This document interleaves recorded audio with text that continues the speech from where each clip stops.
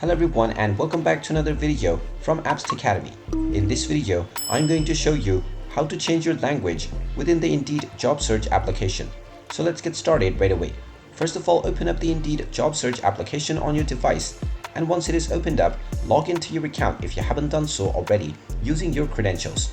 After logging in, you will be taken into the home page, from which if you wish to change the language for the Indeed app, you will need to tap on the menu icon at the top right corner. Now, once you tap on this, you will see the country and language option. Go ahead and tap on it, and now you can choose your language from the list of all of the available countries for the Indeed job search app. Just tap on your desired country and you will see the various different languages that this country has.